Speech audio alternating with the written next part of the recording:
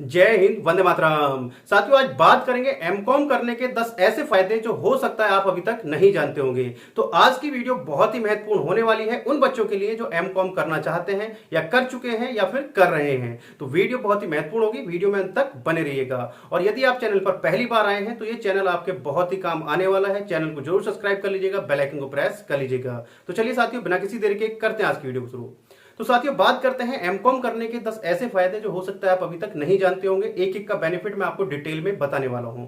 तो सबसे पहला बेनिफिट, जब आप एमकॉम अपना कंप्लीट कर लेते हैं तो आप हो जाते हैं पोस्ट ग्रेजुएट। पोस्ट ग्रेजुएट की जो जितनी भी वैकेंसी आती है उनके लिए आप फॉर्म फिल कर सकते हैं। जैसे आपका पीजीटी के फॉर्म आते हैं तो पीजीटी के लिए आप एलिजिबल हो जाते हैं, पीजीटी के लिए आप अप्लाई कर सकते हैं, कोई प्रॉब्लम नहीं है। इसके अलावा भी और भी बहुत सारे फॉर्म है जिसमें आपका मास्टर डिग्री चाहिए होती है। तो आप क्या हो जाती है, आपके पास मास्टर डिग्री हो जाती है, आप पीजी पोस्ट ग्रेजुएट हो जाते हैं तो आप अप्लाई कर सकते हैं।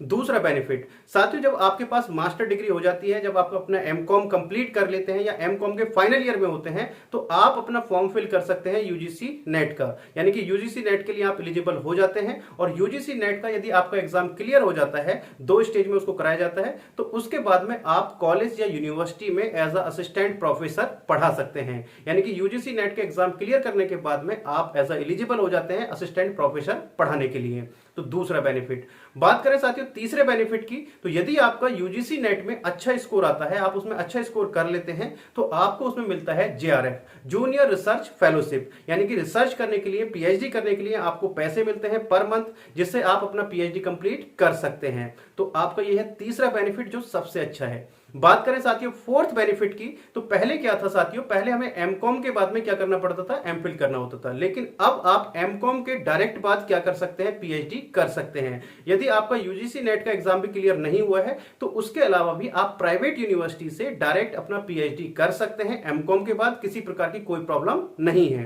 तो यानी कि आप एमकॉम के बाद क्या कर सकते हैं, पीएचडी कर सकते हैं। तो बात करें साथियों फिफ्थ एडवांटेज की, तो एमकॉम के बाद में यदि आपको बीएड करना है और आपने बीकॉम में आपकी परसेंटेज इतनी नहीं थी कि आप बीएड कर सके, यानी कि बीएड के लिए आप एलिजिबल नहीं थे, आपकी 50% नहीं थी, तो उसके बीकॉम के बाद आप क्या कर सकते हैं, अपना एमकॉम कर सकते हैं। और एमकॉम करने के बाद में क्या कर सकते हैं, फिर आप अपना बीएड कर सकते हैं। तो यानी कि आप एलिजिबल हो जाते हैं किसके लिए, बीएड के लिए। यहां पर आपको एक एडवांटेज और भी मिलता है। एडवांटेज ये मिलता है, जब आप अपना पीजी के बाद में बीएड कंप्लीट करते हैं तो बहुत सारी पोस्ट ऐसी हैं जहां पर सिर्फ पोस्ट ग्रेजुएट और बीएड, यानी कि आपने पोस्ट ग्रेजुएशन किया हुआ हो साथ के साथ बीएड किया हुआ हो, तभी आप अप्लाई कर सकते हैं। जैसे आपका केंद्रीय विद्यालय में अभी वैकेंसी निकली हुई थी, वहां पर आपका पोस्ट ग्रेजुएशन कंप्लीट होना चाहिए, साथ के साथ बीएड कंप्लीट होना चाहिए और 8 साल का आपको टीचिंग का एक्सपीरियंस होना चाहिए। तो आप एलिजिबल हो जाते हैं किसके लिए, प्रिंसिपल की पोस्ट के लिए आप एलिजिबल हो जाते हैं। डायरेक्ट आप प्रिंसिपल के लिए अप्लाई कर सकते हैं। यदि आपका पोस्ट ग्रेजुएशन कंप्लीट है और साथ के साथ बीएड कंप्लीट है तो आप एलिजिबल हो जाते थे 5 साल के एक्सपीरियंस के साथ में वाइस प्रिंसिपल के लिए।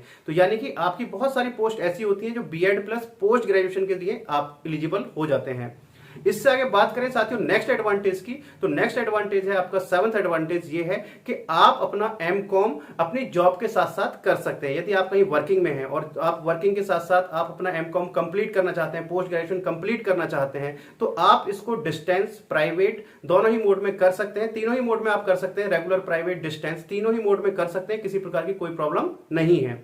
बात करें साथियों 8 एडवांटेज की, तो 8 एडवांटेज ये है कि यदि जैसे आपने बीकॉम अपना कंप्लीट कर लिया है तो बीकॉम के बाद में आप अपना बीएड कर सकते हैं रेगुलर, और आप अपना उसके साथ साथ जो एमकॉम है उसको प्राइवेट या डिस्टेंस से कर सकते हैं। यानी कि दोनों डिग्री एक साथ आप कर सकते हैं, किसी प्रकार की कोई प्रॉब्लम नहीं है। यूजीसी की तरफ से नोटिस जारी कर दिया गया है कि 2 डिग्री एक साथ मान्य होंगी, एक रेगुलर हो, दूसरी प्राइवेट से की हुई हो या डिस्टेंस से, कोई प्रॉब्लम नहीं है। बात करें साथियों 9 एडवांटेज की, तो 9th है कि यदि आपका फाइनेंशियल बैकग्राउंड इतना अच्छा नहीं है और आपको अपनी पोस्ट ग्रेजुएशन करनी है, तो पोस्ट ग्रेजुएशन यानी कि एमकॉम में इतना पैसा नहीं लगता है, बहुत कम पैसा लगता है, बहुत कम पैसे में आप पोस्ट ग्रेजुएट हो सकते हैं। बाकी जो आपके अदर कोर्सेज है, जैसे आपका एमबीए हो गया या फिर आपको बीएड हो गया, तो बीएड में फीस अच्छी जाती है, आपका एमबीए में भी फीस बहुत अच्छी जाती है। लेकिन आपका फैमिली बैकग्राउंड इतना स्ट्रांग नहीं है, फाइनेंशियली प्रॉब्लम है, तो आप अपना पोस्ट ग्रेजुएशन कर सकते हैं, एमकॉम कर सकते हैं, उसमें बहुत कम फीस लगती है। 10वां फायदा है साथियों, जब आप एमकॉम कंप्लीट कर लेते हैं तो उसके बाद में आप रिसर्च की तरफ आप जा सकते हैं, अपने पेपर लिख सकते हैं, ब्लॉग लिख सकते हैं, बहुत सारी चीजों के लिए आप एलिजिबल हो जाते हैं। तो साथियों आपको वीडियो पसंद आई हो तो वीडियो को जरूर लाइक कीजिएगा, अपने दोस्तों में शेयर करना मत भूलिएगा। तो चलिए साथियों, मिलते हैं आपसे नेक्स्ट वीडियो में कुछ इस तरीके की इंफॉर्मेशन के साथ। तब तक के लिए जय हिंद, जय भारत।